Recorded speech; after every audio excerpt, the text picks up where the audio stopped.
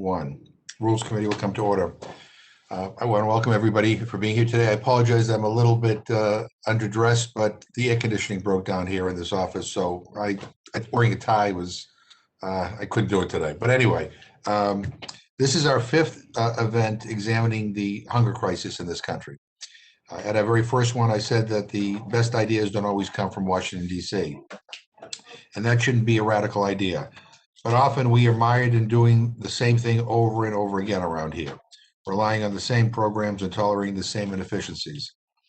We have had a hunger crisis in this country for a very long time, for generations. The old ways of trying to solve it clearly aren't working on their own. We need to think outside the box and outside the halls of Congress as we develop a plan to finally solve it. Local communities are on the front lines of this crisis, but they aren't waiting around for us here in Washington to come up with all the solutions to combat it. They are leading, they are innovating, and they should inspire Congress to try some new things. I've seen some truly remarkable programs on the ground in my district and in Philadelphia and New York City, where I visited recently. I go on and on and on, but I'm looking forward to heading out west in August to visit even more places. We not only should be celebrating these innovations, we should be making them a part of the record for a possible White House hunger conference. I'm blown away by what's happening in communities across the country. I wish I could bring all 400 of my colleagues to see some of the amazing things that I've seen. But instead, I'm bringing some local leaders to them through this roundtable today. And my hope is that we leave not only inspired, but are willing to try something new as we continue this process. Because I think Washington, has a lot to learn from all of you. I should say that we are doing these hearings of the Rules Committee really to create a volume for the White House, who hopefully will do a White House conference on food, nutrition, health, and hunger. And so, this is all part of this record, basically doing the White House's homework for them in advance of this conference, which we hope will be next week. So as we've done in the past, our witnesses will give a roughly 5-minute opening, and then members are asked to keep their questions to about 5 minutes as well. And now let me welcome our witnesses who are here today. Kate McKenzie is the Executive Director of the Mayor's Office of Food Policy. She advises the mayor on all issues related to food policy and the city's food system. Kate is a recognized leader with over 2 decades of experience fighting for food security and broader anti-poverty solutions in New York City and nationally. Laura Gustin is the director of the Monroe County Systems Integration Project, a multi-year initiative tasked with creating a transformed, person-centered system of service delivery that connects health, human services, education, and public sectors in Monroe County, New York. Laura facilitates consensus among community members, institutional leaders, and decision makers as they develop project strategy and redesign service delivery. Kristen Aguilar is the co-executive director of La Semilla Food Center, which she oversees all policy advocacy efforts, financial and grant management functions, and directional leadership of the organization. Kristen led the initiative to get the Las Cruces Urban Agriculture and Food Policy Plan passed, the first of its kind in New Mexico, and is now leading efforts for a statewide healthy food financing initiative. David Zuckerman has been leading the healthcare Anchor Network since its launch in 2017 and serves as the executive director of the network. He's a national thought leader on the role of health systems as anchor institutions in building community wealth and inclusive economic development. And finally, Chris Bradshaw is the founder and executive director of Dreaming Out Loud. He's a social justice entrepreneur whose expertise is using social innovation through the food system to grow meaningful community economic development within marginalized communities. Chris is also the longest serving member of the DC Food Policy Council. And so to everybody here, I welcome you, and we'll begin with Ms. McKenzie. Again, thanks for being with us. Good afternoon, Chairman McGovern, and all of the members of the committee here today, especially my fellow New Yorker, Congressman Morelli. My name is Kate McKenzie, and I'm the Executive Director of the New York City Mayor's Office of Food Policy. Thank you for having me here today to testify at this important hearing. New York City is committed to addressing food insecurity with a specific focus right now on the transition from our emergency efforts over the past 18 months to longer-term sustainable recovery programs. In February, my office issued Food Forward NYC, the city's first ever 10-year food policy plan. This plan provides a comprehensive policy framework to reach a more equitable, sustainable, and healthy food system by 2031. This report was especially timely given the impact of the COVID-19 crisis on our city's food systems. We know we must solve hunger, not just temporarily address it with emergency food, but build a resilient food system and ensure that urban food policy supports rural food economies. Before the pandemic, New York City had more than 1.1 million food insecure individuals. That number swelled to roughly 1.6 million at the height of the pandemic. Fortunately, that number is declining in large part due to the federal stimulus payments to families. It's projected that this year we'll continue to have about 1.5 million New Yorkers who will be food insecure.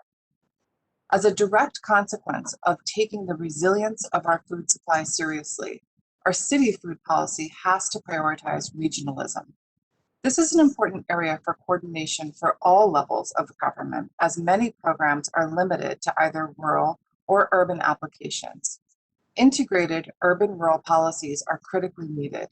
We must support increased urban food production, including removing regulatory barriers from urban farming and promoting innovation in technology and the use of space.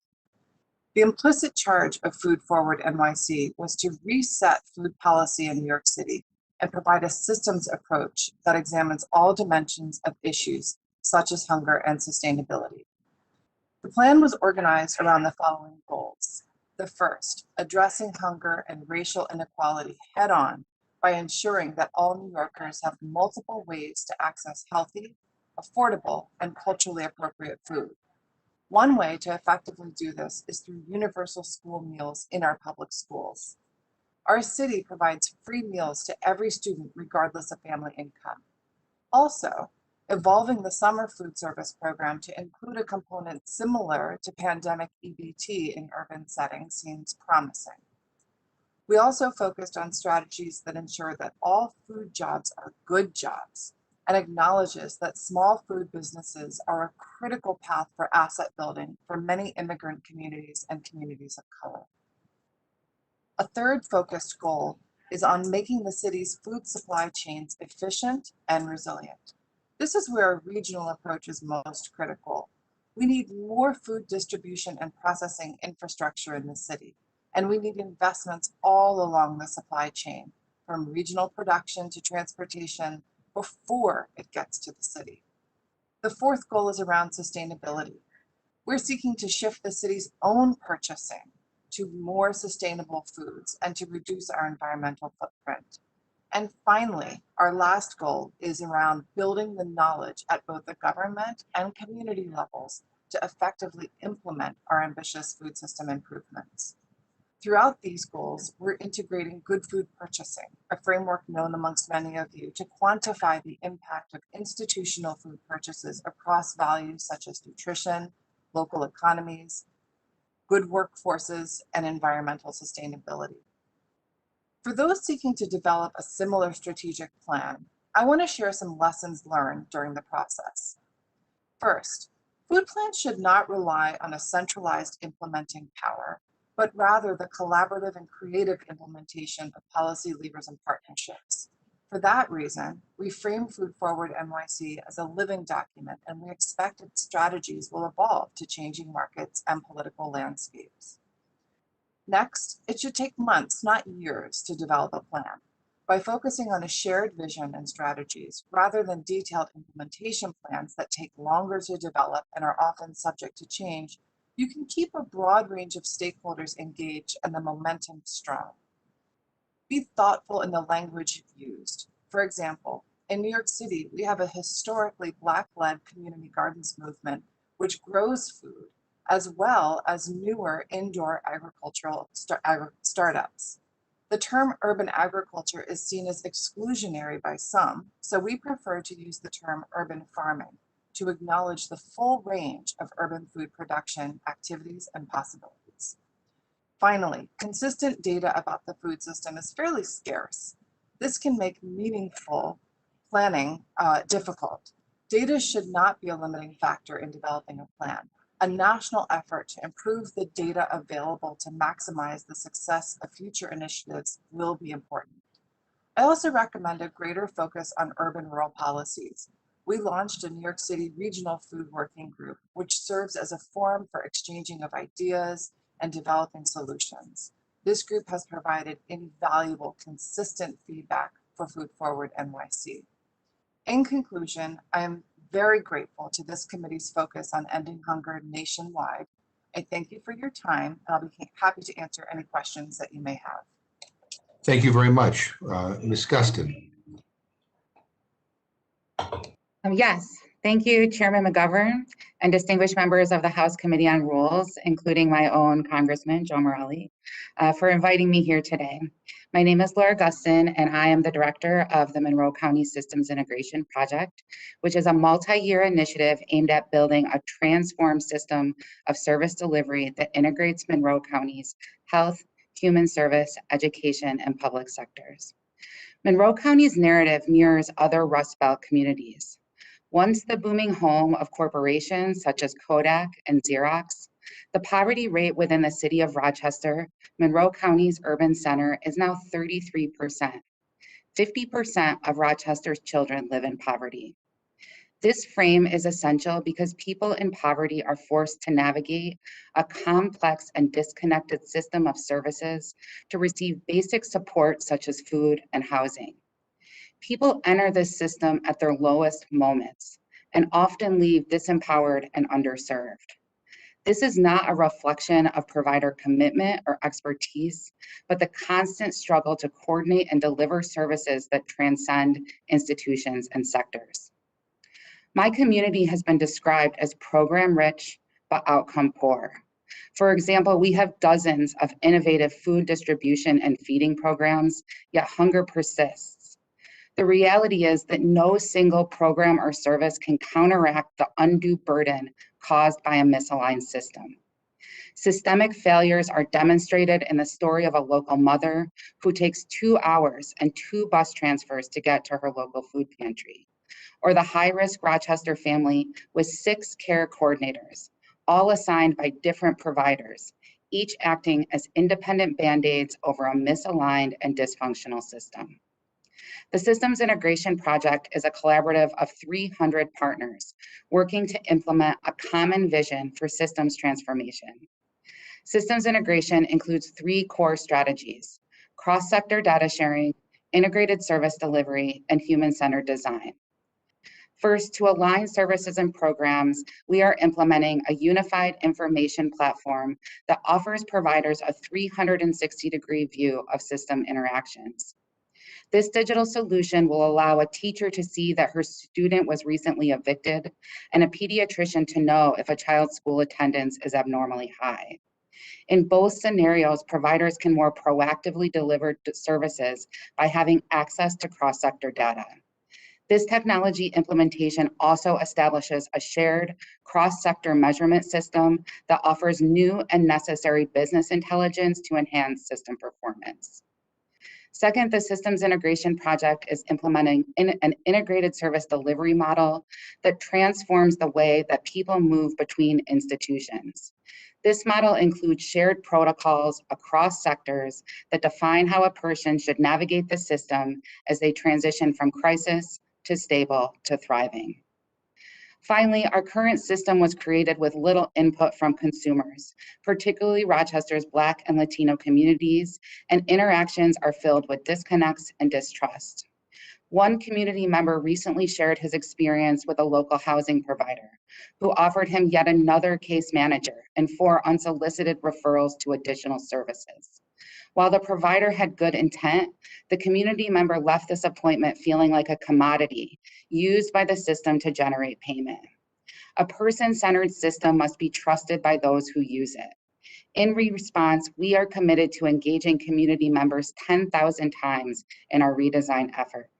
We have established an equity review board, and we apply human-centered design to every aspect of our work. As this committee works to alleviate hunger, please adopt a systems mindset. We adamantly believe that it is simply impossible to program our way out of poverty, and we argue that the same holds true when combating hunger. Champion integration across federal departments and agencies. The current system is siloed due to decades of isolated funding streams and sector-specific regulation often established through federal policy. You have the authority to change this. Finally, please don't overprescribe solutions from Washington. Innovation is complex. It requires time, trust, flexibility, and local expertise. Thank you again for the chance to share this important work, and we hope you consider the impact and opportunities for systems integration as you work to combat hunger across America. Thank you very much. Ms. Aguilar? Hey, thank you, Mr. Chairman and all committee members. It's great to be here with you all today. My name is Kristen Aguilar. I'm co-executive director at La Semilla Food Center. We're located in Anthony, New Mexico, which is the rural halfway point between Las Cruces, New Mexico and El Paso, Texas on the US-Mexico border. The border region and the state of New Mexico overall tend to be plagued by continual high rates of poverty, hunger, and poor health and childhood well-being outcomes. There's low access to healthy food, and in some cases, the nearest grocery store is over 40 miles away from certain rural areas. There's also a lack of reliable transportation in many cases. We look at the pernicious issues of poverty and hunger with a systems lens to understand what the root causes are and to find solutions that are long-term and sustainable. We know that low-wage jobs, extractive economies, and conventional food and farm policies make it incredibly difficult, if not impossible, to create community and generational wealth, particularly in communities of color and pervasive low-income communities.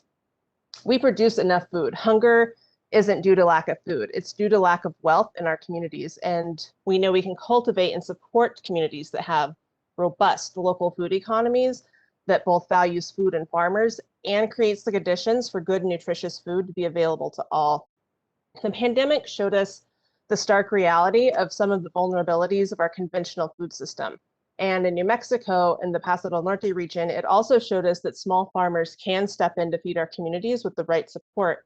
These small farmers were the ones getting fresh produce to the doorsteps of our most vulnerable community members, families, and elders during a very trying time. And there's opportunity at both the state and federal level with funding allocations and with policy to really hone in on solutions that target hunger at the root. We need equitable opportunity and investment at the local and community level so that we can build up the wealth in communities that have been divested from for generations. There is an astounding amount of innovation and grit in these communities, which has been born out of necessity. With relatively small investments of dollars, USDA programs like the so-called Tiny But Mighty programs are having outsized impacts in underserved communities. The return on investment from these programs, like the community food projects or the local food promotion program, among others, is astronomical. As an example, in 2015, we at La Semilla had a community food projects grant. And so the maximum award for this program is $300,000 for a 3-year project, which we had. Now, think about what $100,000 a year can get you, right? When you consider staffing needs, hiring from the communities you work in, and paying a living wage for those staff so you don't perpetuate the poverty cycles in these communities, supplies, materials, infrastructure like cold storage, wash and pack, and other food safety needs, rent for space to carry out all this work, utilities. With this CFP project and a few smaller pools of cobbled together funds, which requires a very stringent administrative oversight process and those associated costs, we were able to do several things, including launch a mobile farmers market program, providing vital market outlets for over 30 small farmers in the region, provide food safety training to those farmers, provide infrastructure for small vegetable farmers who can't afford the high initial costs associated with wash and pack and cold storage, do community-rooted education in cooking and gardening, showing over 100 families how to grow their own food and how to begin an entrepreneurial journey to sell through the mobile market and more. The need and interest was there for us to serve and do even more, but we were hamstrung by capacity and financial constraints. So imagine what we could have done with even an extra $100,000 a year, which in the big scheme of things is not that much. And our organization is not unique in that respect at all. There are thousands of organizations just like ours across this country doing so much with so little. So what are the cascading effects when you create jobs and market opportunities for 10 families or farmers? What about 50 or 150? What effect will that have on hunger in this country when you're creating wealth within communities? The possibilities are simply mind-boggling. One additional way we're working to do that in the state of New Mexico is with the creation of a statewide healthy food financing initiative program, a low interest loan and forgivable loan program that invests in the entire food chain from farmers to food hubs to retail outlets or farm stands to create community wealth from the ground up and to create access to healthy food, local food for everyone. The fund will be capitalized by a combination of federal, state foundation, and private investments to create a revolving loan fund that creates access to affordable capital and results in community-based wealth creation for long-term and sustainable solutions to hunger and poverty. And with that, I will turn it over and thank you all for your time today. Thank you very much, Mr. Zuckerman.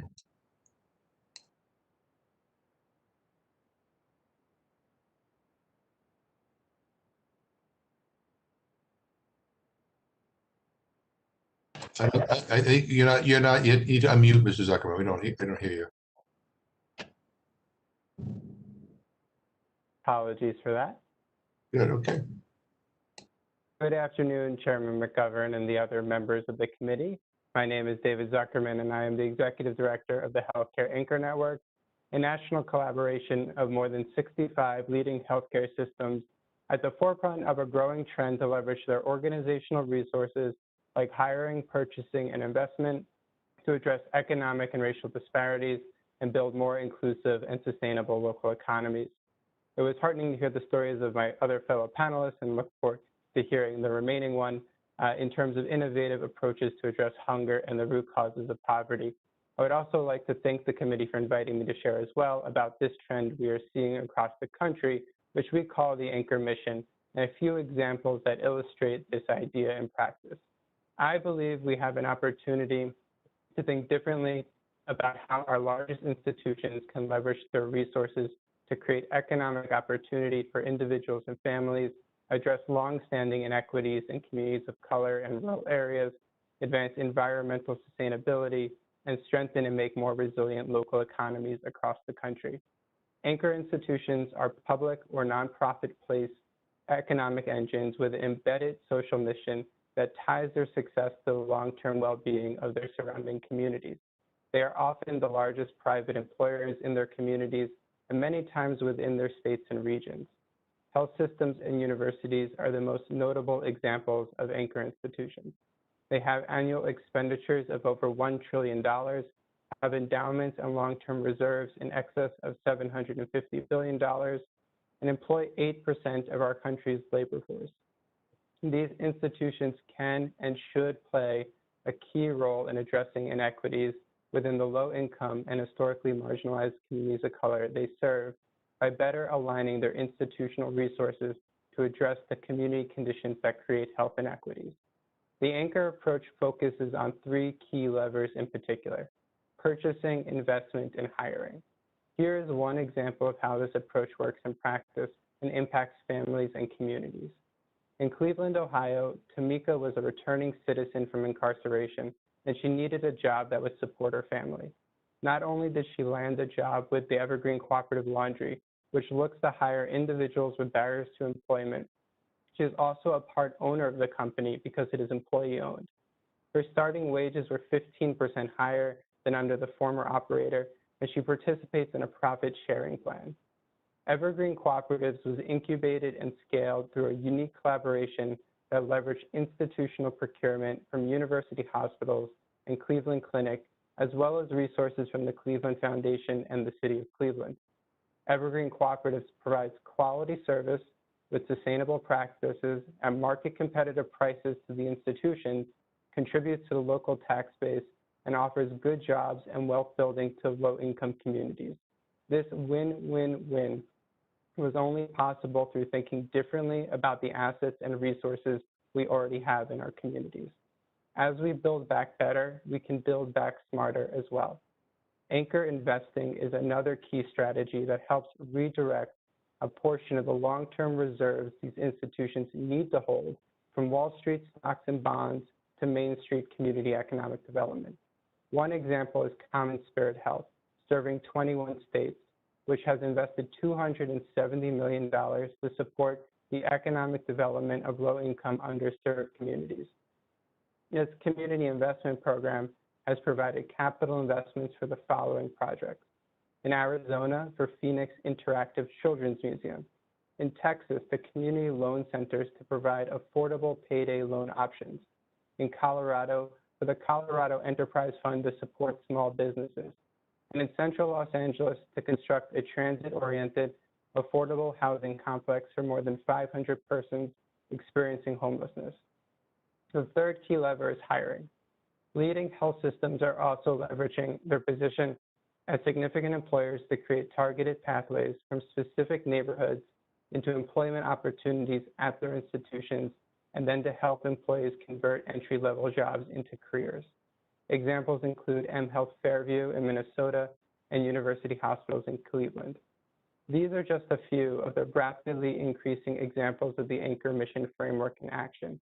In urban, suburban, and rural communities alike, locally rooted Anchor institutions can develop practical, ground-up, and demand-driven solutions to their business needs while taking a more active role to meaningfully address access to economic opportunity in disinvested communities they serve and address root causes of hunger and poor health. Although Anchor institutions are taking the lead in communities across the country, there are opportunities for the federal government to accelerate the potential for this impact through, one, aligning federal funding and incentives to support these strategies around purchasing, hiring, and investing. Two, providing debt and equity capital to support the growth of innovative forms of community economic revitalization and community wealth building.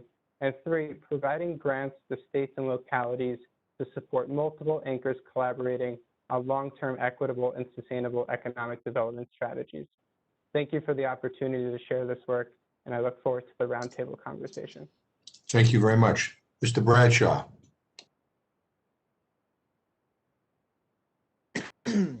Good afternoon, Chairman McGovern, members of the Rules Committee, and the American people. My name is Christopher Bradshaw, Executive Director of Dreaming Out Loud. We are a nonprofit cooperative enterprise located in Washington, D.C. Our mission is to create economic opportunity within marginalized communities by creating a healthy, equitable food system. My organization manages urban farming and regional food hub operations that distribute more than 1,000 weekly shares of our Black Farm Community Supported Agriculture Program to communities across the district, facilitating wholesale sales of socially disadvantaged farmer products into institutional markets, training marginalized food entrepreneurs. I'm thankful for the opportunity to speak before you all today, sharing the critical work that we are engaged in to bring about comprehensive racial and economic justice using the food system as our lens and our vehicle. Hunger. 6 words, a lot to unpack. We so often discuss hunger as a state of being where human beings lack access to food. Rather, we need to pivot the talking points to the root causes. Hunger is a racial justice issue. Hunger is an economic justice issue. Hunger is violence. Hunger is not the natural state of being.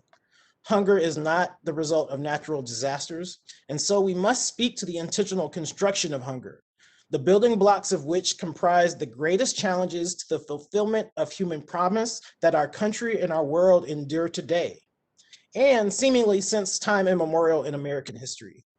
To fail to name the culprits that work to continually erect new barriers and undergird violent and oppressive systems that perpetuate the circumstances that produce hunger is to participate in aiding and abetting. Let me say it again, hunger is violence. Racialized violence, once upon a time, would have manifested itself as it did in Elaine, Arkansas, in the late hours of September 30th, 1919, when Black farmers met to establish the Progressive Farmers and Household Union of America to fight for better pay and higher cotton prices.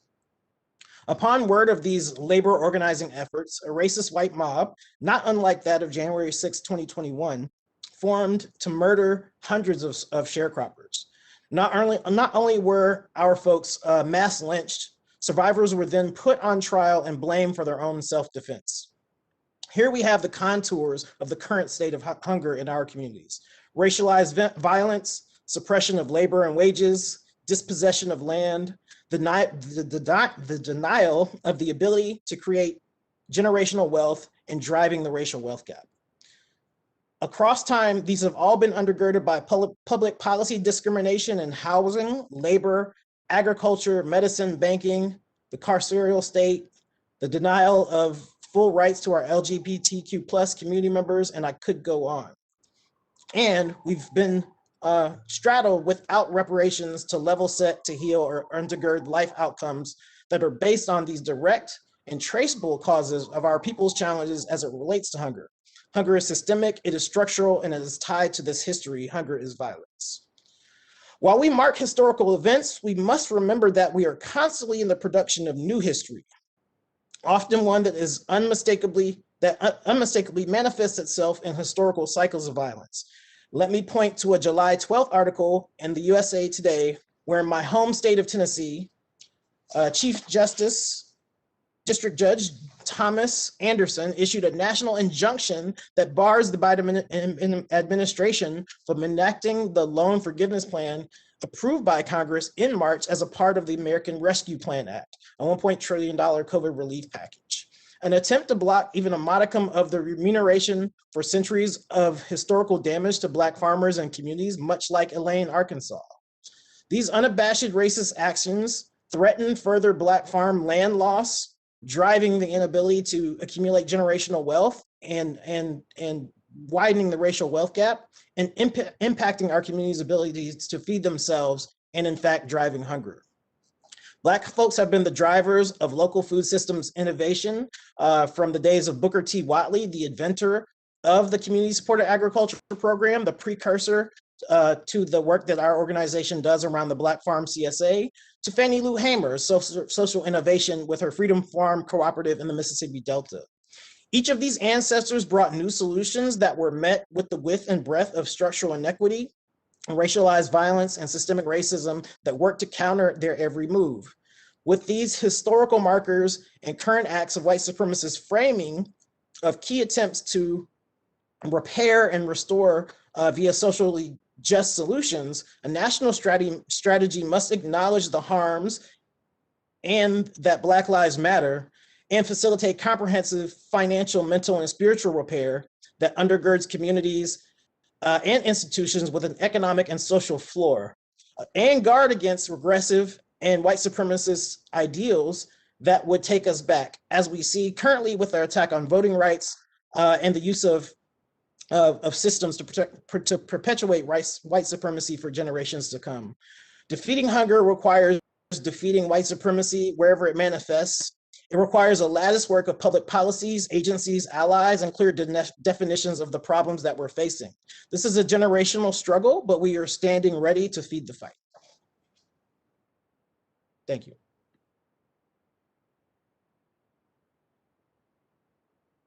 Thank you all very much for your excellent testimony. I have a bunch of questions, but I'm going to only ask a couple first, and then I'm going to go to Mr. Morelli, Ms. Scala, Mr. Perlmutter, and Ms. Ross in order when they logged on. But I want to thank you all for your testimony. There is incredible work happening around this country, and there's a lot that we can learn from all of you. So I appreciate you being here. Mr. Bradshaw, just a few quick questions. First, thanks for your powerful testimony. You know, as I and others on this committee have called for a White House conference to create the roadmap to end hunger by 2030, which is the UN's kind of goal that they put forward. I know that the first conference back in 1969, 52 years ago, was not perfect.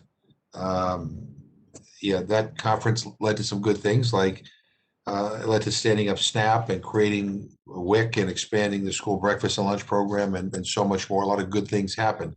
But that conference sought a kind of a top-down approach, if you will. People with lived experiences of hunger and poverty weren't front and center of that conversation.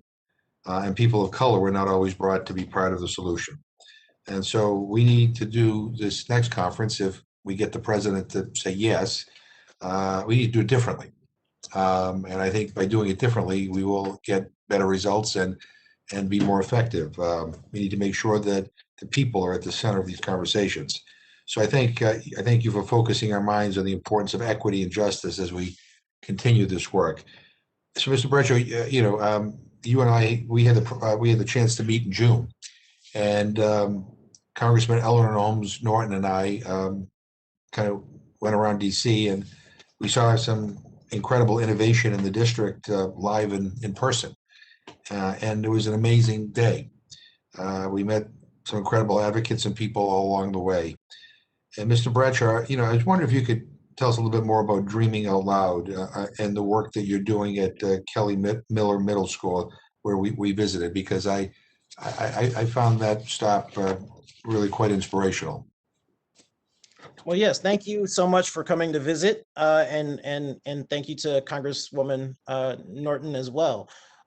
The place that you were able to witness and the work you were able to see was the Farm and Food Hub at Kelly Miller, which is a 2-acre space located on Department of Parks and Recreation land in Ward 7 here in Washington, D.C., a community that is more than 95% Black, but has only one grocery store at present. In the best of times, our community faces double-digit unemployment there. In a community that the school that you saw, Kelly Miller Middle School, more than 400 students, all of them on free and reduced lunch. And on the other side of the farm is Lincoln Heights, which is one of the largest public housing communities in the city. And so at that farm space is really the intersection of public policy failures, but also public policy denial and denial of the ability to benefit from progressive agricultural legislation that would have provided Black farmers loans to be able to stay in business, discriminatory housing practices, transportation policy that placed heavy infrastructure like interstates through Black neighborhoods and business districts. The folks that we work with within that community and across the district are the survivors of those public policy decisions that were made without folks at the table.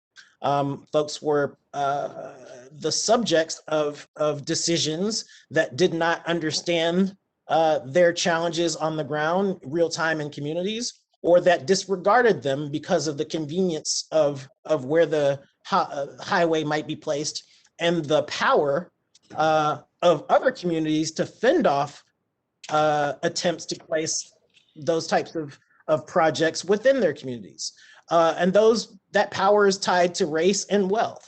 And from my testimony, I had hoped to frame, the circumstances through which our folks have been dispossessed of resources and oftentimes made to feel disempowered as it relates to being able to impact the decisions from a local and a national political and legislative perspective in order to produce a different result for the sum total of the community and life outcomes for the community. We're fortunate to be able to access the resources as an organization to begin unpacking some of the lessons that we've learned along the way and to bring greater voices to the table in terms of discussing the impacts and what it's like to have to live your day-to-day life with these challenges. But those resources and what we're able to do on the ground as a singular organization pale in comparison to the width and breadth of the challenges, both across history as well as the depths of our immediate challenges, where you have families of 4 living on $34,000 in a city that is one of the most expensive in the world.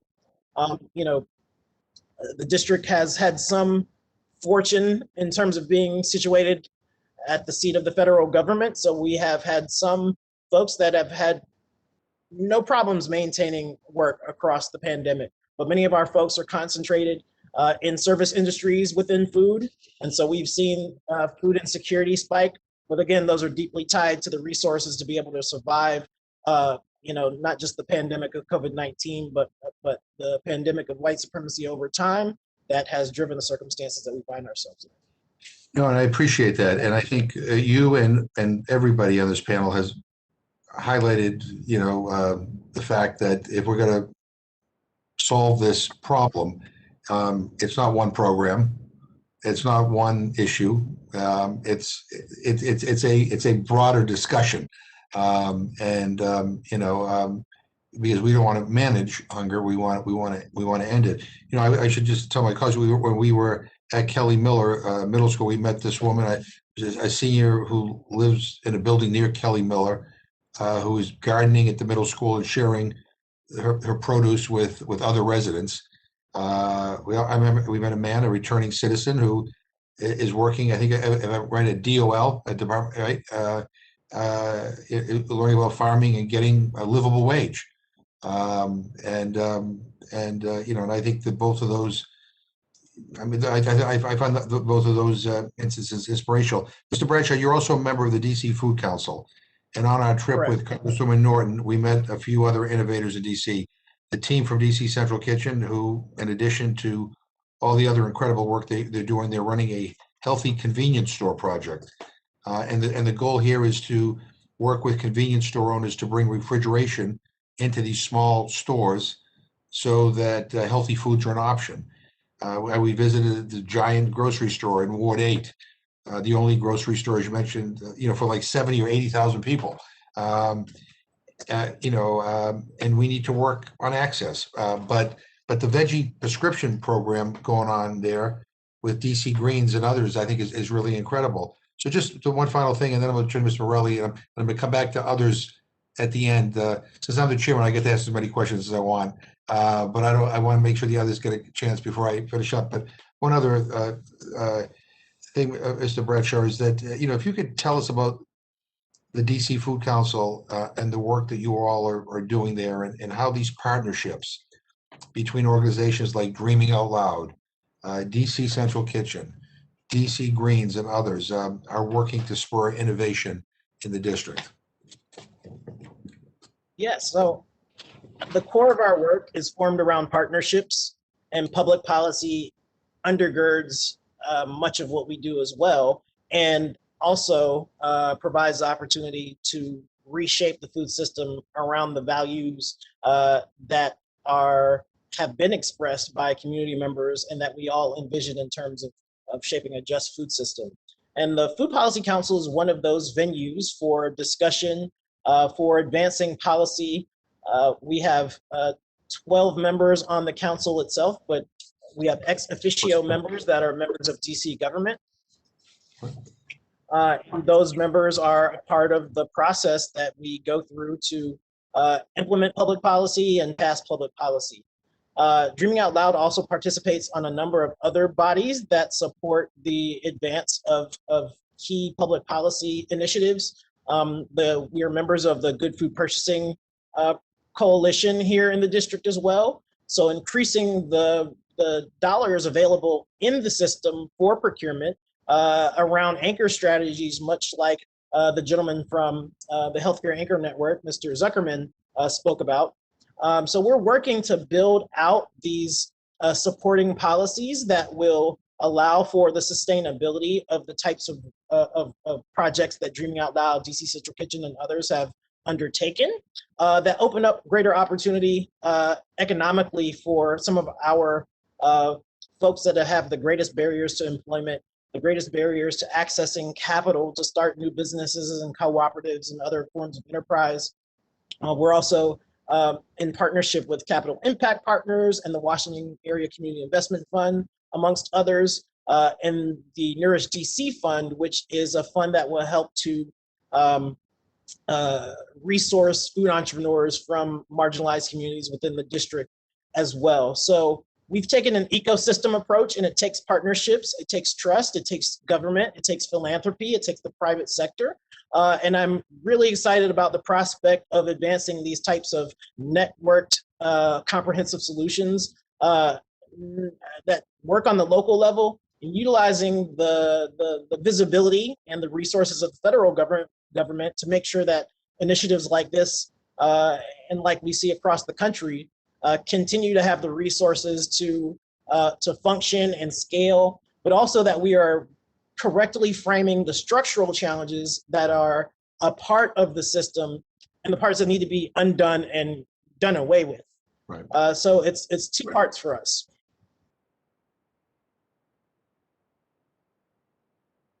Thank you. I think, so I think I'm told Mr. Morelli's voting. So I'm going to go to Ms. Ross because I know she has to leave and then go back to Mr. Morelli. So Ms. Ross, why don't we go to you? Thank you very much, Mr. Chairman, and thank you so much to the folks who are on this call for the great work you're doing in your communities.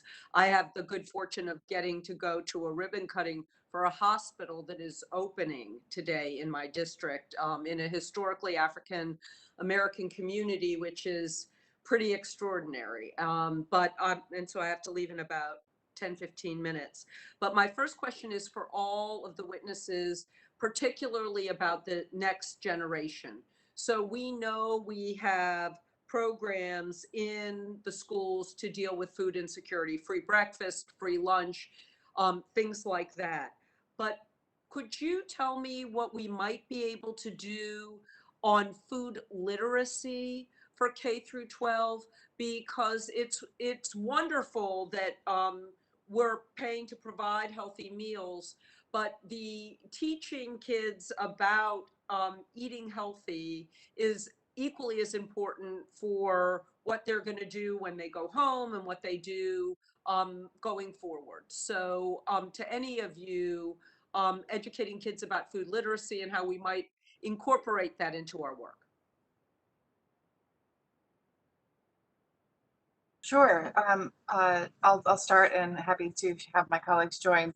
I'm Kate McKenzie, Director of the Mayor's Office of Food Policy for New York City. You raised such an incredibly important point, and as a mother of two young kids, I certainly can appreciate the value in teaching kids all elements of not just where food is coming from and its nutritional value, but using it as an opportunity to talk about the cycles of food and the connections to different cultures and experiences. I believe, and having witnessed and supported so much nutrition education over the years here in New York City, that it's an example of how food in the is so intersectional. So it doesn't need to happen just in the school cafeteria. It should happen also in the classroom, also in certainly in science and math and just many other different parts of the curriculum within the school system itself. And of course, that extends in the home environment and ensuring that we're not just talking to kids about food, but also to college students and families as well. So I really appreciate the question and also the need to take an intersectional approach and not just look at one particular place as the location to educate Americans about the value and the importance of the food system. Does anybody else have anything to add, or should I go on to the next question?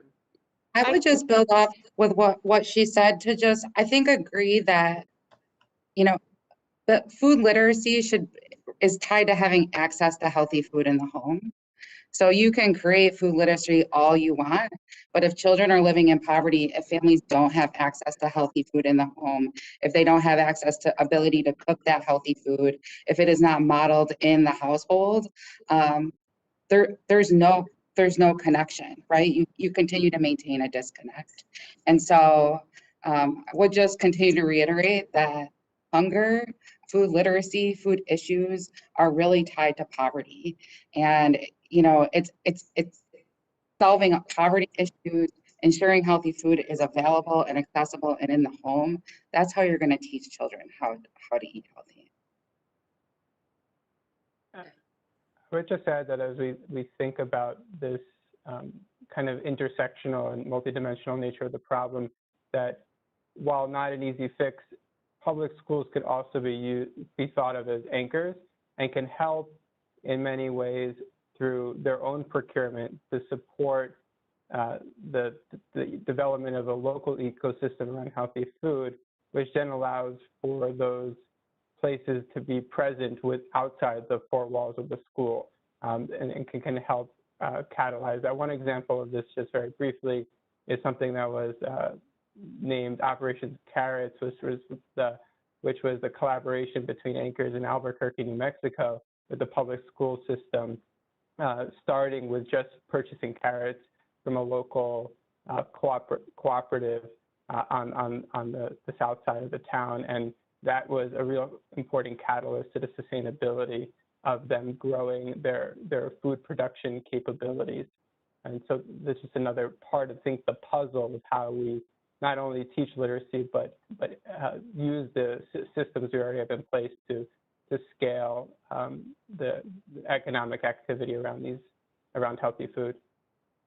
Okay, great. I'll just leave it at that question and let others ask their questions. But again, looking forward to working with you going forward. I'll yield to Ms. Scanlon of Pennsylvania. Thank you, Chairman, for holding another meaningful conversation on hunger in America. And thank you to all of our witnesses for joining us. Last month, I welcomed Chairman McGovern to my district, Philadelphia and Delaware County, Pennsylvania. And we looked at a lot of the local solutions that have been developed here. So I'm hearing echoes of our conversation from last month in some of the points that are being raised. We toured some of our community gardens. We went to a multicultural community food service pantry in Upper Darby. We stopped by Manna, an organization where dietitians, chefs, drivers, and thousands of volunteers cook and deliver medically tailored meals to clients battling illnesses. And we went to the Reading Terminal Market, one of America's largest and oldest public food markets, which coincidentally clears more food stamps than any place else in the Commonwealth of Pennsylvania under normal times. I think that suffered a little during COVID. But so we got to speak to local experts and medical professionals and hunger relief leaders. And we know there are a lot of good solutions, but I'm hearing some things today that I kind of like to dig into a little bit more. Ms. Gustin, is it?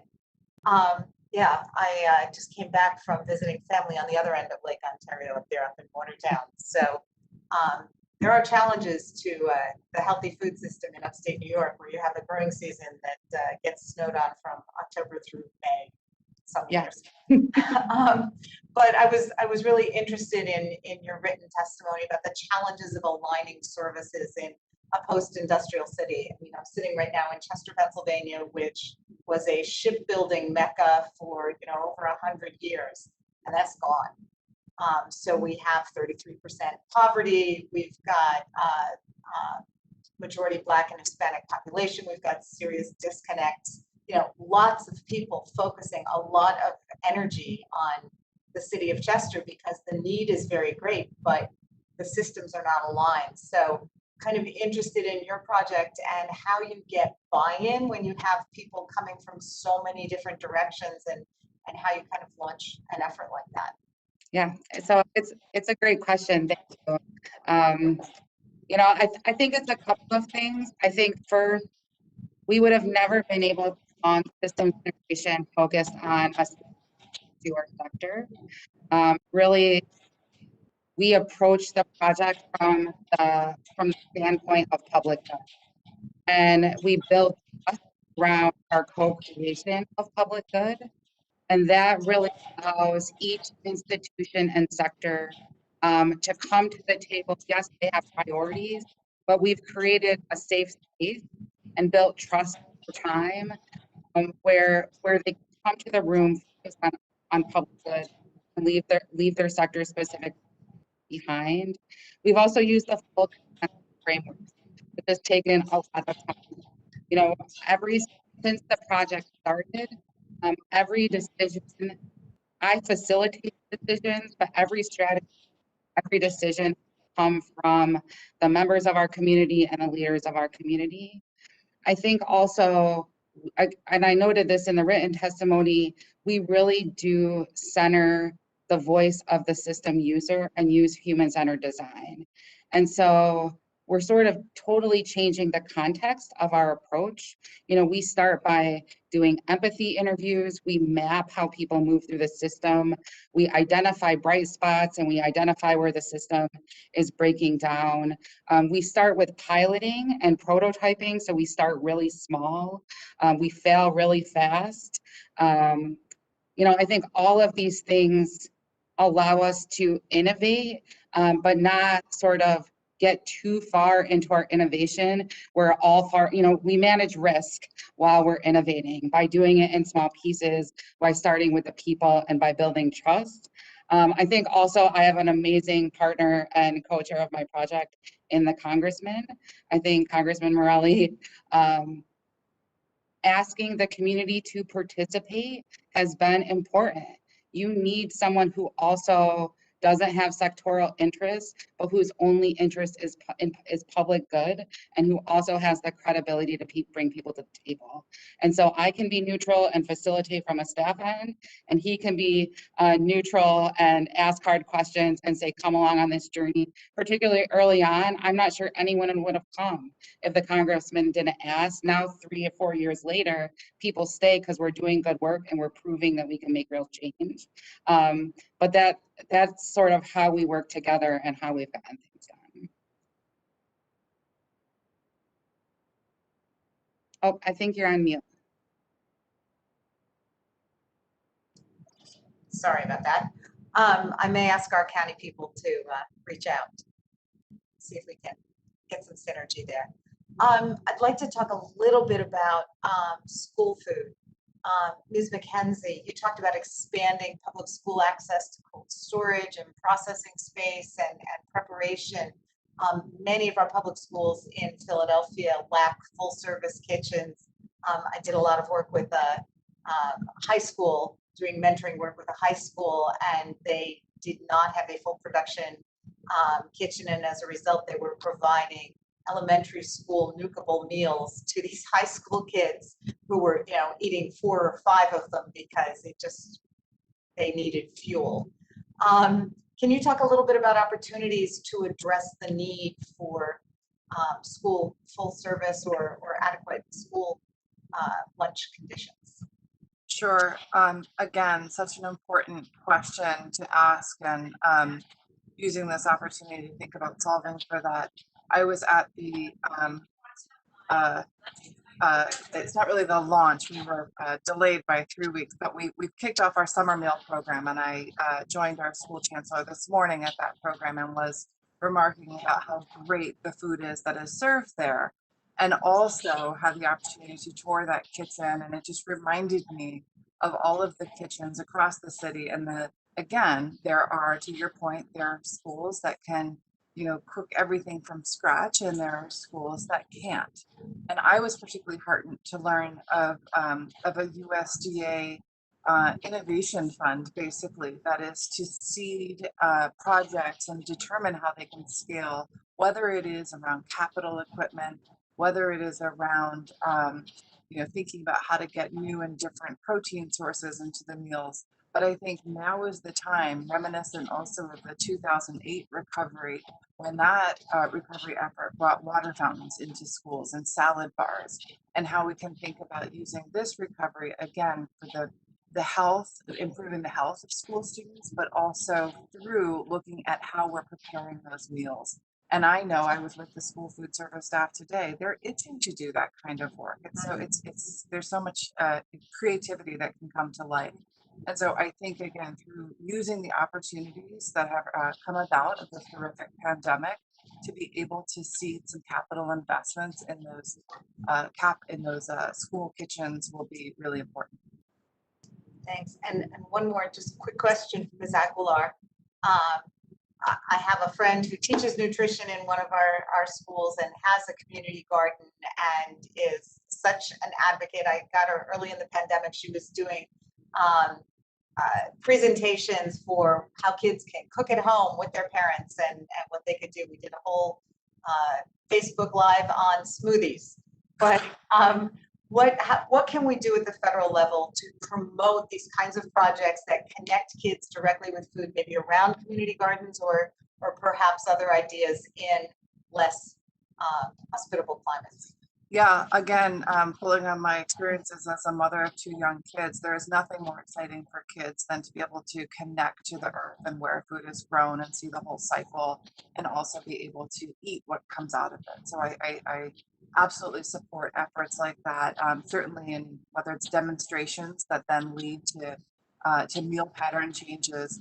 But, again, I'm reminded of things like using the interest and capacity of chefs who inspire recipe contests, and really bringing out creativity of kids across, different things like, using 2 or 3 different vegetables at once or whatever it might be. But kids love to contribute in ways like that, and equalizing it so that, maybe it's, everything has to be prepared from what you get at school. But I do think bringing in, that's a great way to bring in also culture and diversity, about different types and flavors that the spectrum of kids in our school systems need. So I think having directives coming from the federal meal program to see that type of creativity is a great concept. Okay, thank you. I could go on, but I will yield back.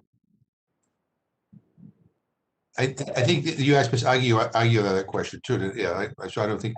Yeah, I think there was something in her testimony. Do you have anything to add there? Yeah, absolutely. So, thank you for that. So we at Lesamia, we do several, because we take a systems approach. We're in the schools, we're in the communities, we work with small farmers, we work with school procurement and wholesale procurement. We work across the whole system.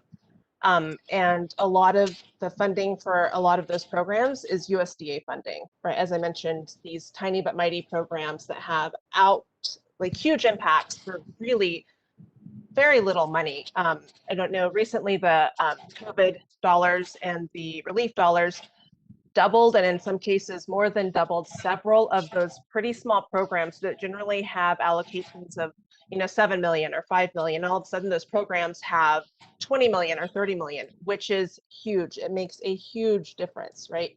Whenever you think of $100,000 to work on providing education in community gardens and in the schools with cooking education, food boxes that are going home to people, garden kits that are going home to people, the amount of things that can be done with just $100,000 is astounding. And so if there's a way to really use our farm bill specifically, right, to really start thinking about, okay, how do we get more funding to these programs that are going directly into communities, into organizations that are working on food justice and economic justice, so that we can start getting sustainable solutions to these problems that have been caused by, in some cases, how federal programming and federal funding is currently happening, right?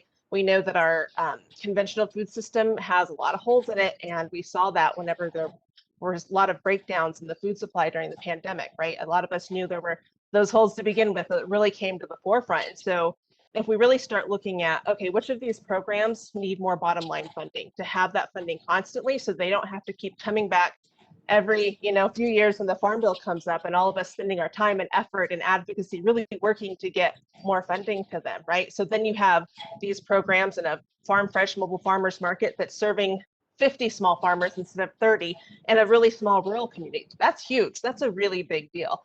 And we're not talking about trillions upon trillions of dollars. We're talking about tens of millions maybe, right? So the return on investment on those programs can be fantastic and huge. That's great. Thank you. And I would yield that. Thank you. Mr. Perlmutter. Mr. Chair and Ms. Aguilar, I want you to keep going with that. So you guys are next door neighbors to me here in Colorado, and we have some slightly different challenges in the West than say some of the other states or cities have, because we have these big states where you have urban areas, you have suburban and rural and tribal lands and remote properties. So what kinds of challenges do you see down in New Mexico that, in the West, we might put to good use in terms of dealing with hunger, dealing with poverty? Absolutely. Yeah. So New Mexico, I don't know if you all know, has about 2 million people, right? The population of New Mexico is tiny and a really large area. And all of our Western states are really large states, which means we have a ton of rural areas and then a few concentrated as you said, Representative, high urban areas. So one of the things that is always an issue that comes up is lack of infrastructure, right? If we're talking about small farmers in here, the region, we're talking about traveling really far distances to get food from farm to market, and that requires cold storage, that requires cold refrigerated storage, and transportation, wash and pack stations for small farmers. And so infrastructure is always a huge issue. And one of the ways that I think a lot of our communities are adapting and have been adapting without very many resources for a very long time is figuring out how to work together, right? How are we working with food banks to use their fleet vehicles to move food across the state and into other states sometimes, right? Because a lot of times in the southern part of New Mexico, at least, we're talking about what can we get from Tucson? How can we get back and forth? How can we bring food from the southern part of the state to the northern part of the state, or even Colorado, where our growing season is year round, right, technically, and to other places where that's not the case. And so one of the really big issues is to figure, there's always the chicken and the egg issue, right, that comes up whenever we're talking about creating a really robust local food system that is good for our families, good for our farmers and our farm workers. Are there enough markets to support these small farmers putting, gambling on there being a market? And on the other hand, is there the production? Are there the markets? And having both of those lifted up at the same time takes investment, and it takes some subsidizing of that, right? Like we right now currently as a country are subsidizing large commodity crops and putting a ton of money into commodities because I think initially, right, we knew that like our food supply is important. We have to have it. So let's put money towards it. What's happened is that fruits and vegetables are now considered specialty crops, right? Like they should be the primary focus. And instead we have this flipped version where we are trying to pay as little as possible per food. But what's happening is it's creating this effect that's been kind of hamstringing small farmers, right? It's really difficult to break in when you don't have access to capital, to access land, to access the water to grow that food. I know in the West, a really big issue right now too, right, is drought and climate change. All of our farmers are facing incredible hardship. We are facing incredible adversity around water issues in general. Water that has to flow from Colorado to New Mexico to Texas, right? And how are we going to keep growing food in the face of climate change, right? What does that mean for this region? And what does that mean for our food supply and for feeding our families? What does that mean for us in general? So there's a lot of like really complex issues, but I also think a lot of these communities have had to for so long figure out how to work with very little that there is an astounding amount of innovation and ideas and indigenous wisdom, right, in our communities. And there has been for generations. And I think even a little bit of investment in those communities and in those ideas will have huge ripple effects for generations to come. Thank you for that answer. And hopefully we're all going to see some investments in infrastructure. And as you said, I think with the American Family Plan, some additional resources, to assist small farmers, to assist the tribes, to assist rural America and urban America to, as the chair wants, just eliminate hunger. I mean, we're going to make a big dent in poverty, and our goal is to get rid of hunger. So I appreciate your testimony, and Mr. Chair, I'll yield back to you. Yeah, thank you. And I think, that last exchange, and you have all covered this in your testimony, illustrates the fact that, to solve this problem, we need to think bigger, and we need to understand the importance of collaborations and bringing everybody to the table. I mean, you talk about infrastructure. We had a conversation in the Rules Committee with Secretary of Transportation Pete Buttigieg, and I said, we're trying to do this White House conference, and we need you. We'd like you to get on board with this. And I think it gave him a little bit of a pause. Like I'm the Secretary of Transportation. What does transportation have to do with ending hunger? Well, you just mentioned it. In terms of being able to get things to and from, there's a healthcare component to this, there's an education component to this. So unless you bring everybody to the table, you don't really actually solve the problem. You may manage the problem, but you don't solve the problem. And anyway, before I get to my questions, I'm going to yield to Mr. Morelli from New York. Are you ready? Yeah, thank you, Mr. Chair. I really appreciate your indulgence while we're doing a markup in the Ed and Labor Committee, but while they're in the midst of. So that means that in the middle of his questioning, if he goes aye or nay, that's just he's voting, right? Exactly. First, let me, as I have done in each of these, thank the chair for his incredible leadership. I know this is something he is very, very passionate about appropriately, but few people would have taken on this challenge, and we're all now in, I think, our fourth or fifth, and each brings together people who are so committed to this. So thank you, Mr. Chair, and to all the witnesses for all the incredible work you're doing. I do want to just say a word to my friend Laura, who I work with on an ongoing basis. And Laura told the story a little bit in Rochester when I was the majority leader of the state assembly in New York. We pulled together the group which really started.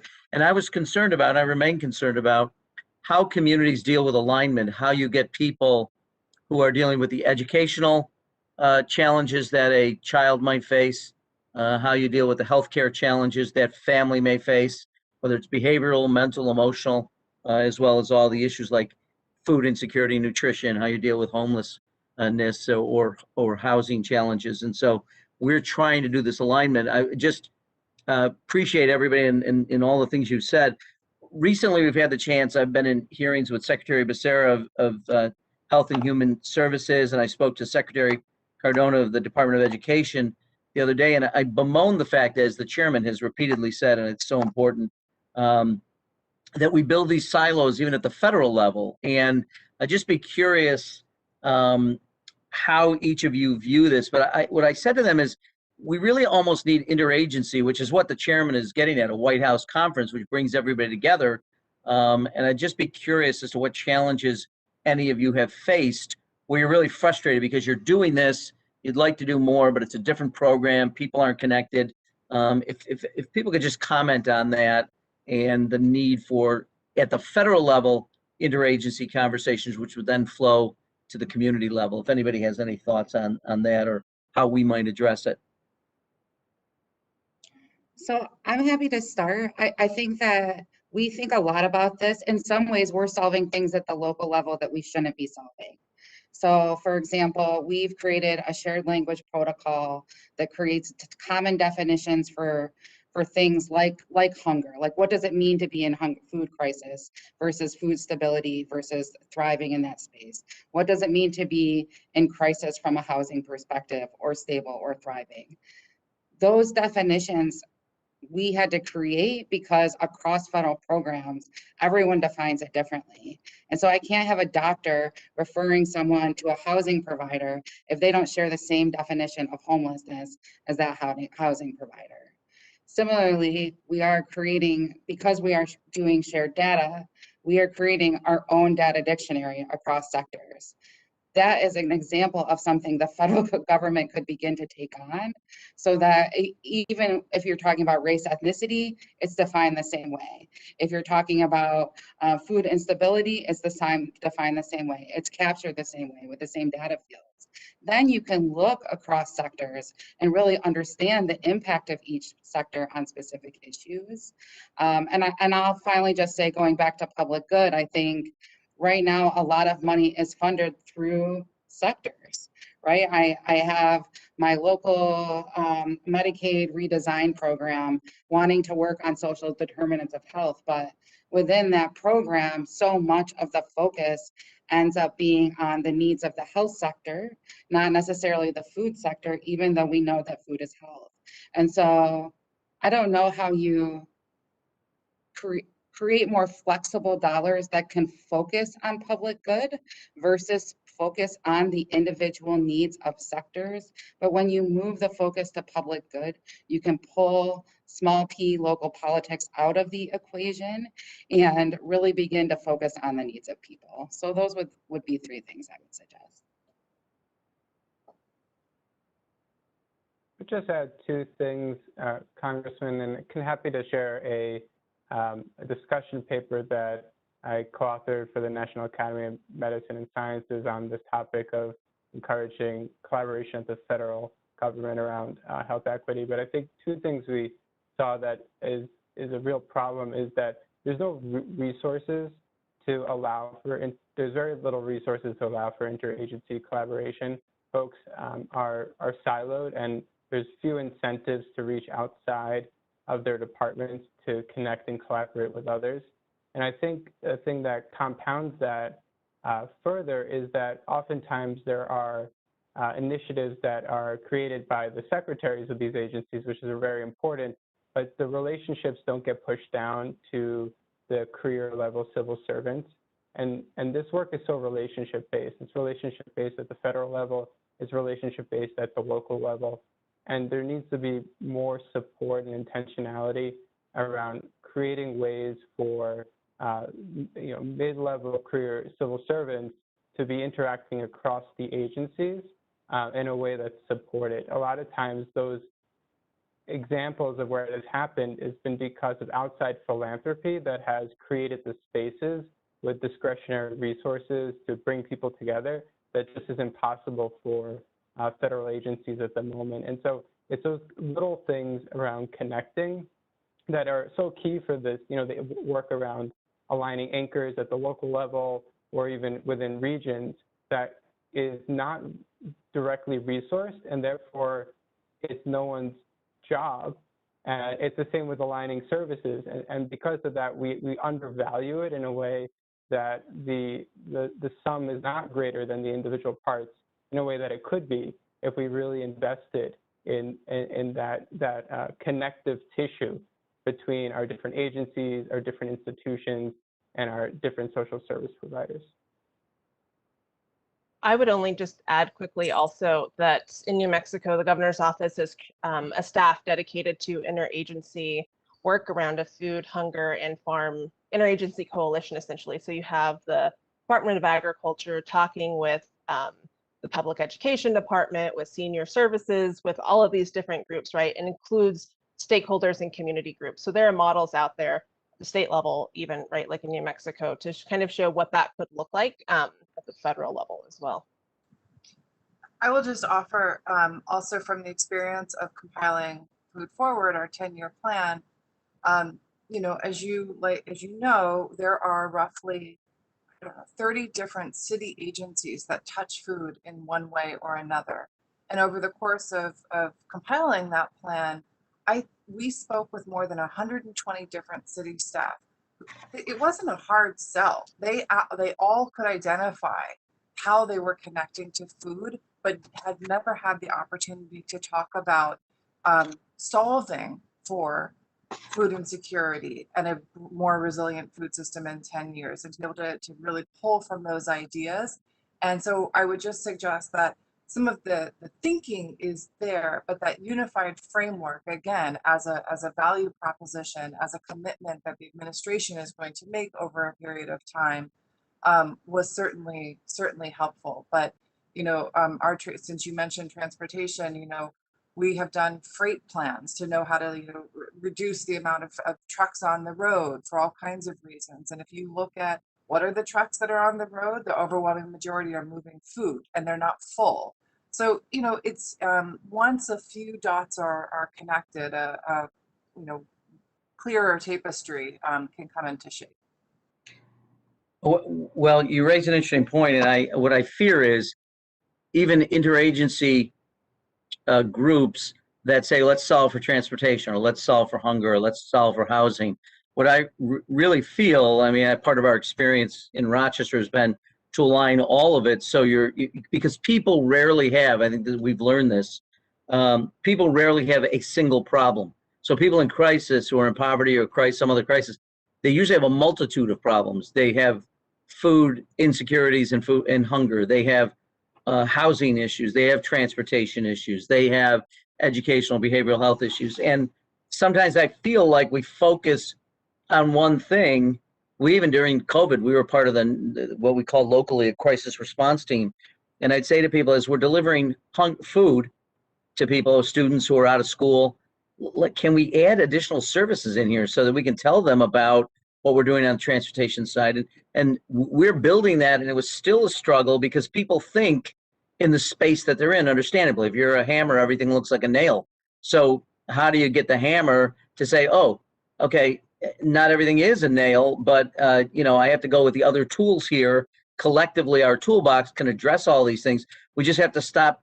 You know, when you're looking for one thing, you'll tend to find it. You just won't see all the other things as well. And so I guess that's a little bit of my frustration with how we approach it at the federal level. Frankly, at the state level, we had to do a lot of selling to get the state of New York to give me the appropriation, which got this off the ground. And even today, as we talk to them and we had to remind them all the time what we're doing, because they get lost and they're like, well, we're you know, Office of Department of People with Disabilities, or we're the Department of Health. What are we doing again? It's like, okay, you guys gave us the resources. This is what we're doing.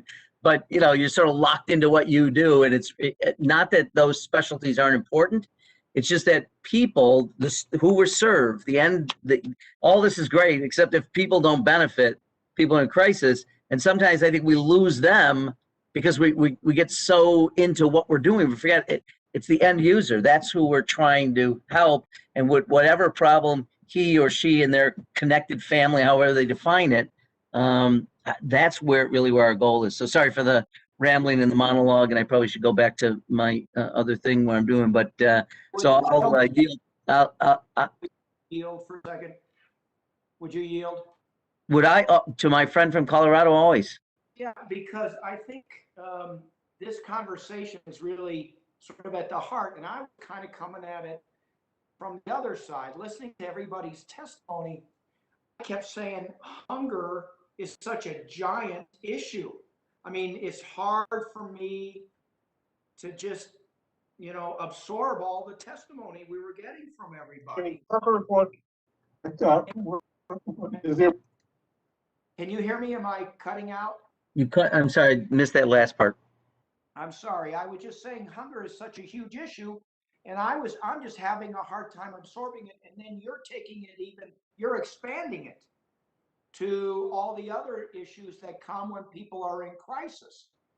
Well, but I think what we, you know, again, we're certainly not the model. We're still building this, but we're not trying, and the integration project back in Rochester doesn't provide any services. What we seek to do is align and connect people who are providing services. So Ed, we're not trying, while we're always happy to expand the work of FoodLink, which is our food hub and food distribution system, but we want to connect them so that when they're out delivering food to a family in crisis, they're also measuring, do you have housing issues? Do you have other things? What else can we connect you to? So it's not as though we're not addressing all of these, what we call domains.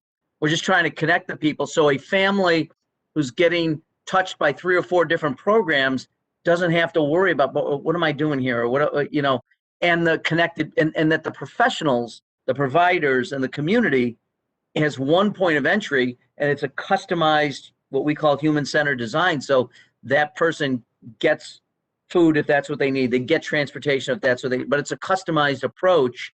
So it's not, so I'm probably not articulating this well. It's just, we don't want to miss the opportunity to connect with that family, but not just on the one thing that we do as a provider, but on the number of things that individual and family needs, and connect them with other people. So it's not ignoring the hunger, it's not ignoring the housing, it's just making sure that the people who are supporting them or providing support, that they're connected in appropriate ways. Does that make sense? And I certainly don't want to dominate this. I defer to other people. It does make sense, and that really scares me, hearing that come from you. Well, I appreciate that. I understand your amazement and your shock, but with that, Mr. Chair, I will yield back. And again, thanks so much for hosting these, for your commitment, your passion, and your leadership on this issue. Yeah, well, thank you. But this is an interesting exchange here, because, and this is why I really kind of admire everybody on this panel, because you have actually been examples of people who have collaborated and tried to connect the dots, which on one hand seems like, well, that makes a lot of sense, but in reality, it is very, very difficult. I mean, we're the Rules Committee, right? We're doing these hearings because every other committee that has a piece of this, and I'm just being very honest, and I preface this by saying I love every chairman and chairwoman that exists in the House.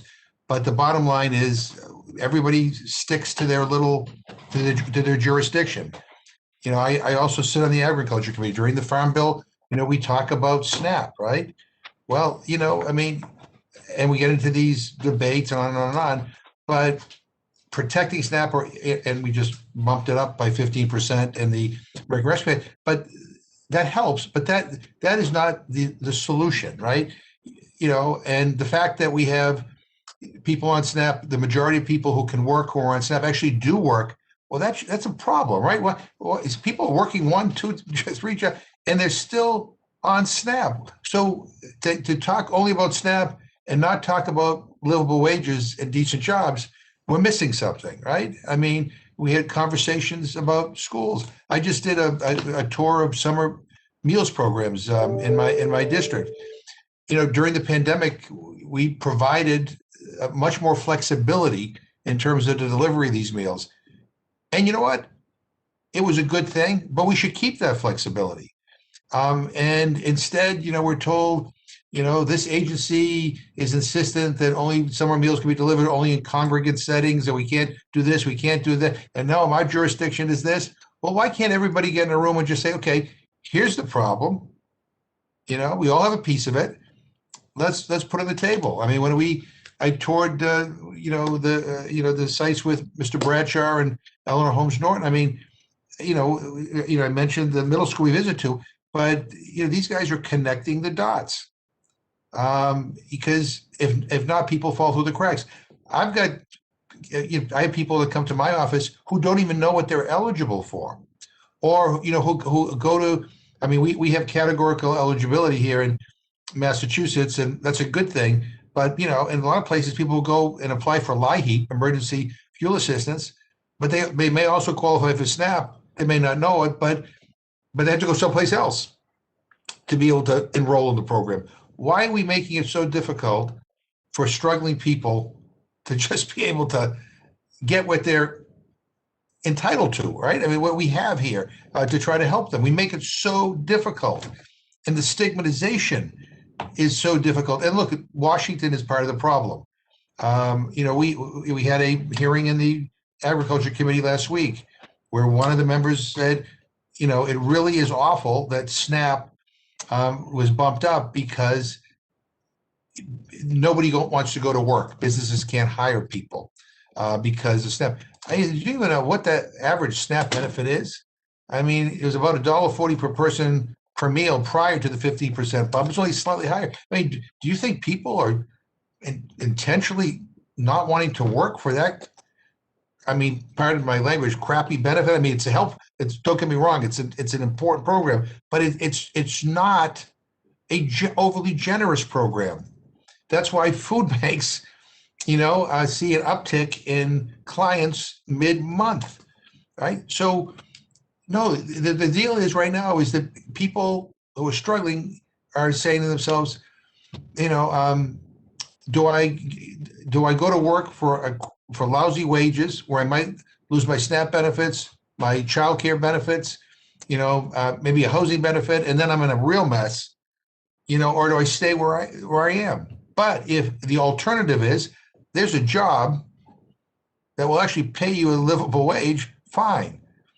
And, you know, and I really have a problem with the system, you know, where some of the people that pay the lowest wages are the corporations that can afford to pay the highest wages. So we all subsidize their low wages through all these benefits. So you know, again, and I know sometimes it's overwhelming because when you think about this stuff, it never ends, like where you go, but it's all interconnected.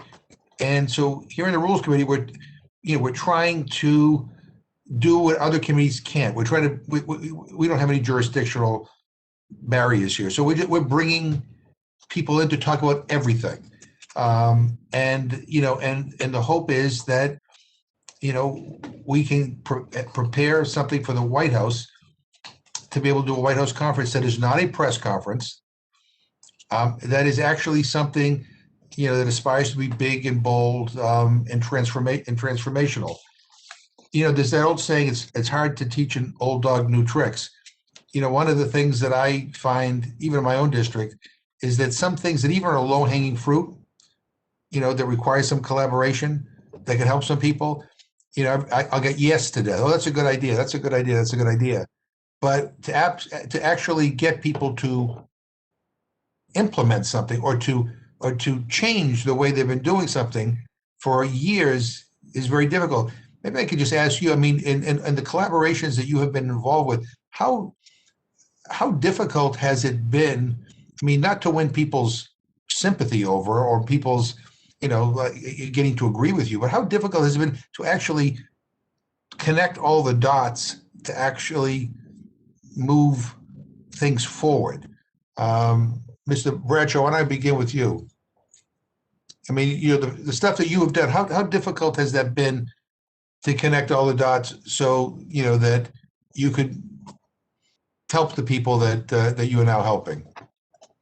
Yeah, well, Congressman, it's been a long journey. It has been a pathway marked with barriers to the access to resources to hire the staff at a top level that can do the work, but also to resource the folks within the community that have had fewer chances at formalized education and training and experience, to support them in their growth in terms of being able to move up into the organization or to become work ready because of so many barriers, from challenges around incarceration to houselessness. And I could go on. Connecting the dots has been also a project in explaining to elected officials why certain programs need to function in a different way that considers the experiences of the people on the ground and who are benefiting from and should benefit from key programs, how those programs either uplift and acknowledge human dignity or shame people. There's been conversations and barriers as it relates to the infrastructure. A key theme that's popped up across this conversation today. So connecting the dots is what the work is all about, but it is the hardest thing to do, and it requires not just conversations within district agencies. Here we do have an interagency working group on food, which encompasses DC Health, which is our Department of Health, the Department of the Deputy Mayor's Office for Planning and Economic Development, Department of Small and Local Business Development, and the Office of Planning, which houses the Food Policy Council. And so connecting the dots has required us to occupy many spaces, ones like I just mentioned with the district agencies, but also hopping around to civic association meetings and community meetings to plug into communities to know what folks desire, what the challenges that need to be met are, and how folks would like to be engaged in the process and advocating and speaking on their own behalf. Right. And then we can start to get to the challenges around infrastructure and market access that allow you to build out some sort of sustainability, but that also takes partnerships across sectors. Right. Chairman McGovern, you were able to witness our partnership with DC Central Kitchen, which is currently leveraging their purchasing power as a school food provider with 16 school food contracts, the Healthy Corner stores, leveraging that purchasing power in partnership with Dreaming Out Loud as we provide technical assistance to farmers to be able to sell into that market access point. And so, we are, while we're meeting those challenges, we struggle with the infrastructure to take the next steps in scaling our ability to grow that enterprise, as well as meeting the needs, the very real needs of community members and team members that we are working to hire who have very real challenges around, as I mentioned, houselessness, managing parole responsibilities, new children, families that are dependent upon them accessing these living wages. We were able this year to add a simple IRA, so a retirement plan, to our package of benefits on top of our employer-provided health care. We're at 70% now, but we want to get to 100%. All of these things take resources. All of those things take step-by-step approaches that, unfortunately, we can't solve in one fell swoop, but No. do require connecting of the dots between all of these disparate parts of the food system and our economy. Thank you. Mr. Zuckerman. I think to just build on that, there's a lot of work that needs to happen to change the expectations for institutions in our communities to be part of these solutions.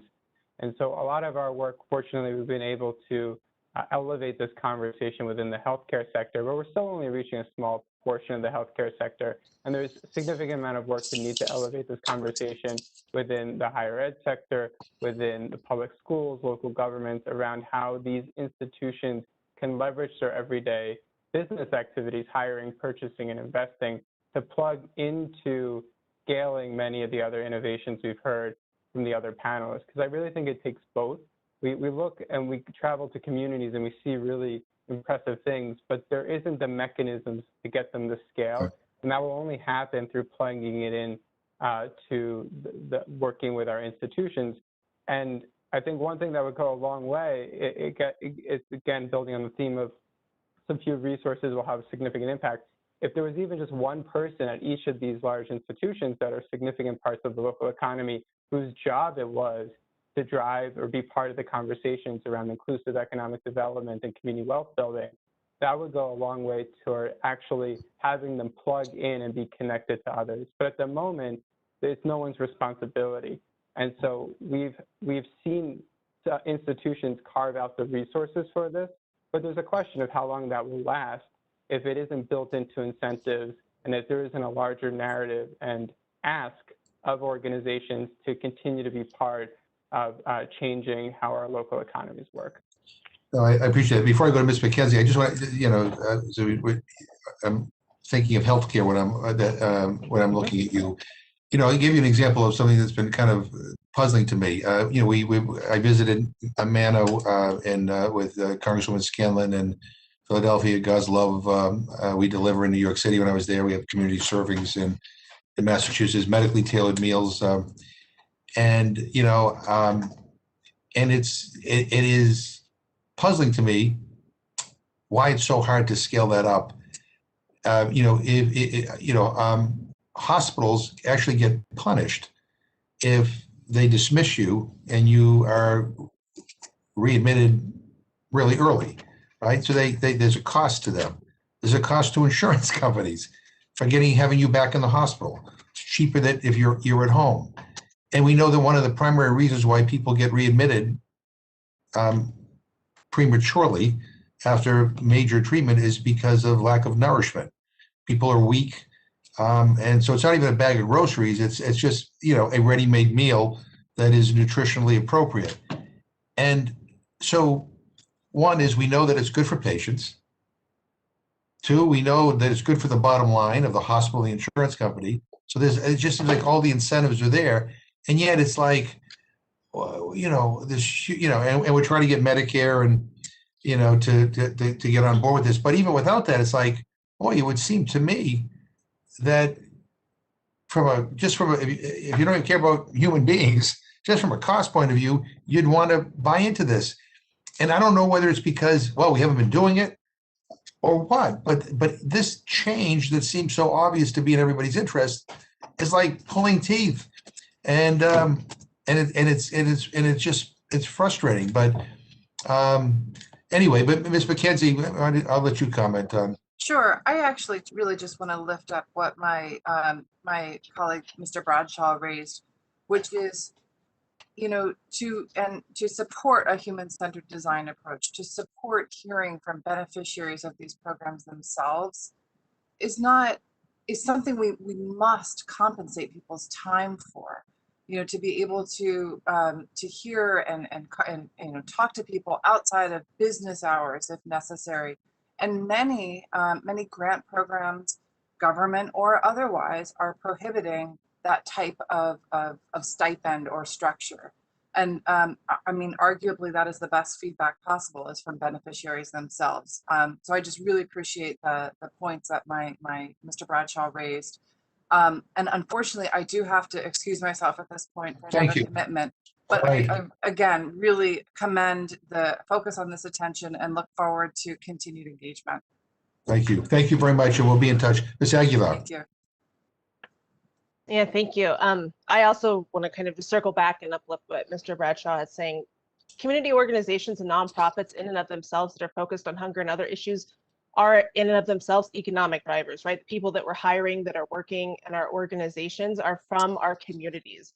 You know, we have 35 employees in the town of Anthony, New Mexico, which is this tiny population. And if we're talking about paying living wages and healthcare and all of these other benefits, that in and of itself is an economic driver. And that's true across the country, right? Nonprofit 501c3 organizations are essentially filling this role. I think maybe Ms. Gustin said it earlier, that right, that really civil society should be filling. Nonprofits are having to step up and do the work of what should be basic services, and you know, that are all rights of human beings, right?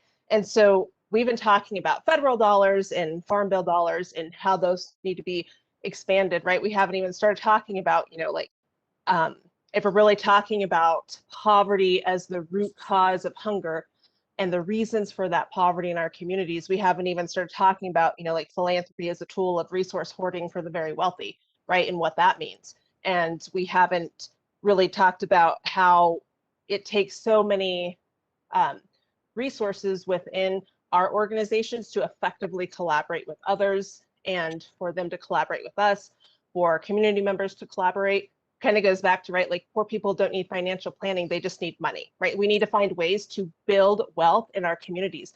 People know how to be innovative and how to build wealth. They just don't have access to it because it's been cut off and stolen from them. So whenever we're talking, it's these complex things that ends up talking about really big picture things. But if we're really serious about getting to the root causes, I think we can do that, right? It's in our grasp, it's there. And I think we can definitely get there. Thank you. Ms. Gustin. Yeah, thanks for the question. I think part of the original question was really about how long does it take? I think in our experience, building good process, creating the function for coming together, you know, that took time. It took 18 months. I think once that process is in place, then things can move pretty darn fast. And I think COVID taught us that. Right. You know, we leveraged the infrastructure that we created under systems integration. We built, you know, a global supply chain that then delivered PPE to across our community in a week. You know, a bright spot that was just acknowledged by a community member yesterday in one of our prototyping sessions. We said, what was the bright spot of the system that you engaged with this year? And she said, having my SNAP benefit just put on my card, not having to apply, that was a bright spot. And frankly, that shouldn't go away. We have the data systems, we have the tax records that can allow anyone, we can determine eligibility in the background all the time. Another example I'll just give that has been really transformative, and it was in my written testimony, but we transformed our eviction prevention system in this community in 3 months. Completely changed the way that people receive the eviction prevention benefit.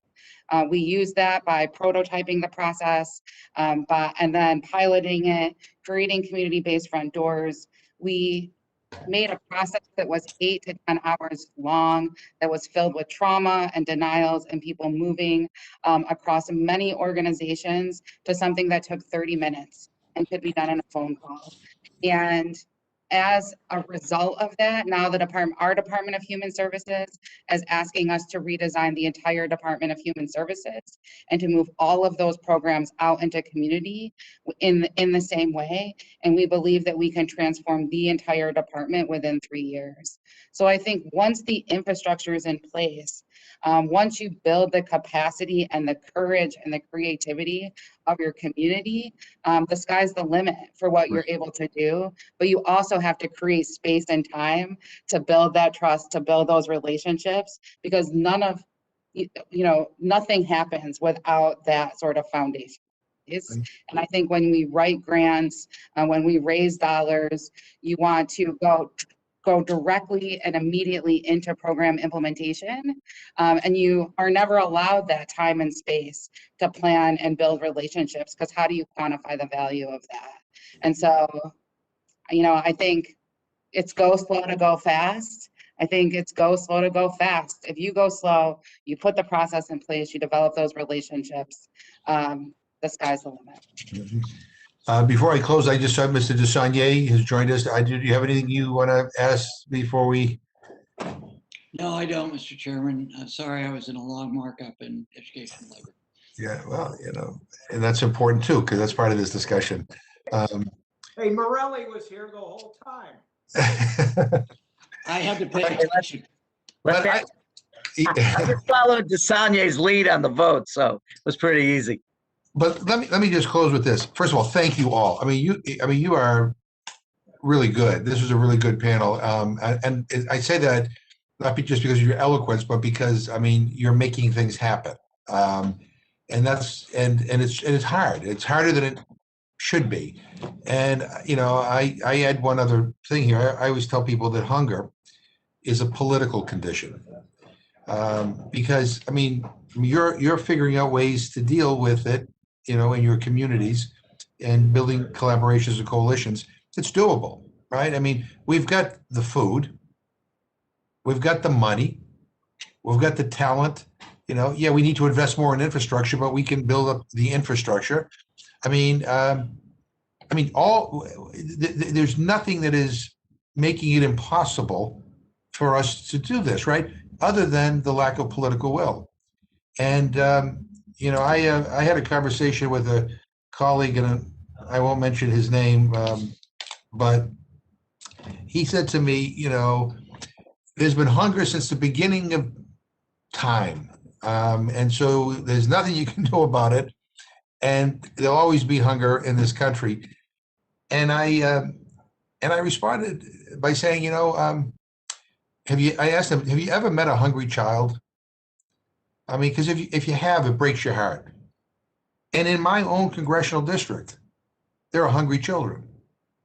I've been to emergency rooms where I'm told by doctors that senior citizens have been admitted because they're taking their medication on an empty stomach when they're supposed to take it with food, because they don't have the money to pay their heating bill, their prescriptions, and their food.